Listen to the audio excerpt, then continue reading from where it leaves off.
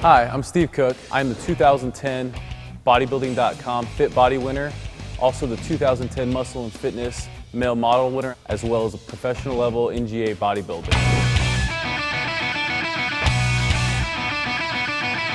I'm here to talk to you a little bit today about how I achieved my physique through diet, nutrition, my training, and my supplementation. Really want to help those out there that are looking to transform themselves from high school or collegiate sports, looking to get more into the fitness world. I myself played college football and high school football, as well as track, basketball, and it's really easy when you have coaches and you have other guys around telling you and pushing you. But what do you do once you're alone in a gym? When I got out of high school and got done playing college football, I looked at it still in the same way. I was going into the gym with a goal in mind, whether it's to compete on stage, just to be healthier, have little goals you can set for yourself, whether it's, in 2 weeks I'm going to max out and see where I'm at, see where I'm getting stronger, or I'm going to test my body fat. And you have to go in there with something that's going to keep you motivated, keep you on track, or else you're just going to be going through the motions. There's so much of a parallel between sports and lifting. When you compete in sports, yeah, the final, you're going to be measured against other people.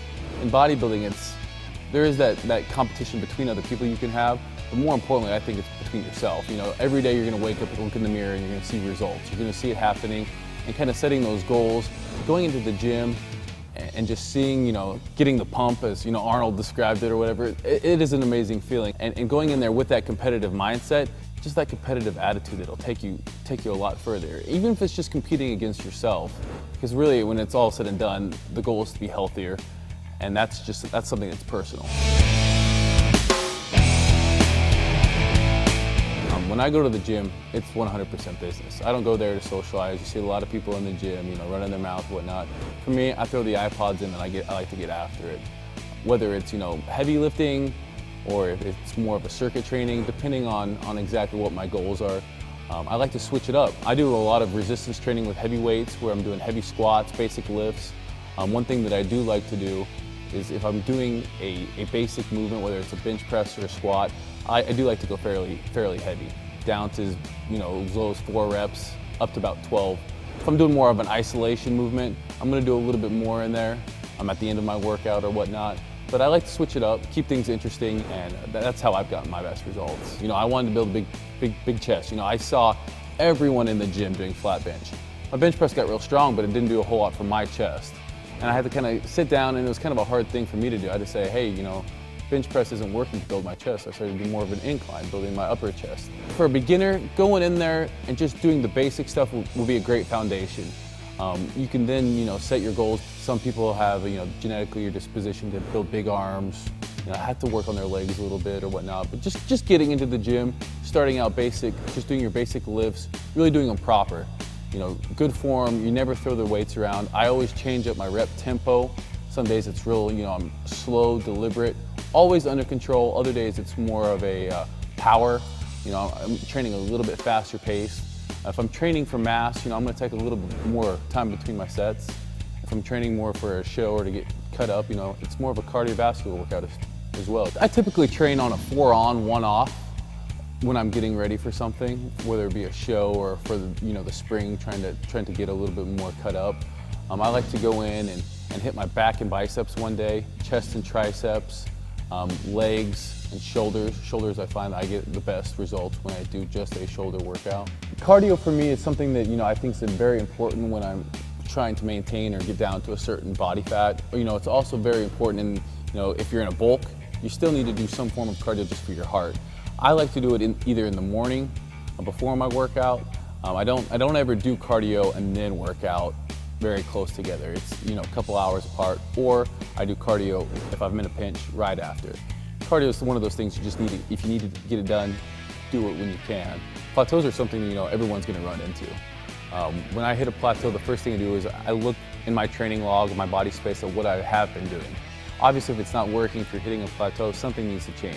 Either you need to hit it harder, maybe back off a little bit, maybe take a couple days of rest and just totally let your body recuperate. Maybe you need to also look at your diet. Also sleep. Sleep's something, you're not going to be able to go to the gym and perform like you should if you're not getting adequate amount of sleep. So you got to look at everything and then kind of, back to the drawing boards, maybe add an exercise or two for a couple weeks. If you've been doing more of a volume, drop your sets down, shorten up your workout, train for intensity, really heavy weights, and just track your progress. Well, that was how I train. For full content on my whole training routine, check out the page below. Now, time to talk a little bit more about nutrition. People ask me, what's your diet? And I always tell them, it's not really a diet for me anymore. I've made a decision to live like this, and it's a healthier lifestyle. One thing that's going to definitely become apparent as you start your training is that diet plays a huge role. Growing up high school or whatnot, you can pretty much eat whatever you want. As long as you're in the gym, you're going to grow a little bit. As we get older, our bodies are going to change, and you're going to need good nutrition, whether either in a bulk or cutting. Fueling your body with the right sources of carbohydrates, proteins, and fat make all the difference in the world. You have a plan in the gym, why not have a plan in your diet as well? It's something that goes hand in hand. You can't have one without the other. I eat 7 meals a day. I know that sounds a little bit extreme. My metabolism's a furnace, and I'm always stoking it with fuel. I'm always feeding it, giving it good sources of energy, good carbohydrates, good protein, and it's always revved up, ready to go. I try to eat every 2.5 to 3.5 hours. When I wake up, I get something and I'm eating then pretty much until I go to bed. My meals consist of protein, carbohydrates, and good fats. A good protein source for me, chicken. You have the cottage cheese, chicken, you hear that. I also like, ground beef, really lean ground beef's good, sirloin steak every now and then. Eggs, I eat a lot of egg whites. And then I also, post-workout, I love to get a shake in, or if I'm on the go and can't grab something. But just make sure that you're getting at least 1 gram per pound of body weight. Good carb sources, I like sweet potatoes, yams, obviously vegetables. People, look at me and sometimes think I'm a rabbit just because of the amount of vegetables I'm always eating. Other good carb sources, I get brown rice, quinoa, oatmeal.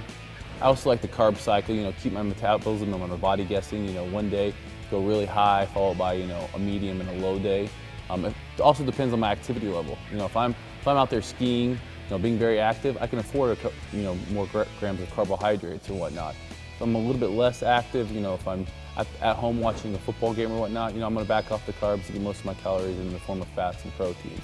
Fats are very important for testosterone production in your body.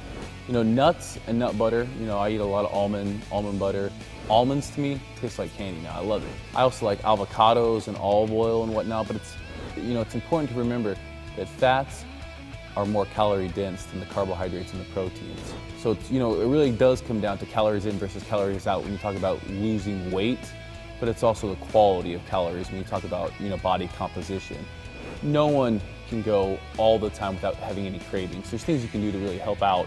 I love the 10-calorie sugar-free Jellos. That that gives me that satisfies my craving for a lot of sweets when I'm on a strict diet. But one thing that I really am a big believer is every now and then throw a cheat meal in there. Whether it's once a week or if you're just starting out, once every 3 days or whatnot. You have to allow yourself to have a break. You have to allow yourself to splurge, whether it's pizza or a hamburger. Pick one meal and get after it. Now that you know about how important nutrition is, you can check out my full meal plan on the page below. Now let's get into another important topic, supplementation. One other very important aspect of training and dieting is supplementation. It comes in when you can't get all your meals or you're lacking vitamins and whatnot. Supplement's something that you can take advantage of and really see the gains. It's something that I like to do whether I'm in a bulking or cutting phase. 3 supplements I can't do without, definitely going to be the glutamine, the branched-chain amino acids, and then the protein. These are things that no matter what cycle I'm in my life or where I'm at, I have to make sure that I get enough of. I really feel like the glutamine really helps repair, my damaged body from the workouts, and it's something that I really think everyone can benefit from. For me, I make sure that if I get a new supplement, I always read the label. I see exactly when I should take it. Usually I take my multivitamins and my thermogenic a little bit before I eat breakfast. A lot of supplements you should take with food or on an empty stomach. That's one thing that you really need to look at and see. Follow the directions. Protein shakes are essential for me as soon as I get done with my workout. There's so many supplements out, and they're always coming out with new supplements, and they always are claiming things. Now you need to check out bodybuilding.com, check out the reviews on them, make sure that they are in parallel with what your goals are. You're not going to take a mass gaining carbohydrate protein drinks if you're trying to cut. There's so many great companies out there that make supplements that you really can't go wrong. But the key is to really know what you're putting in your body and know what you can expect out of it.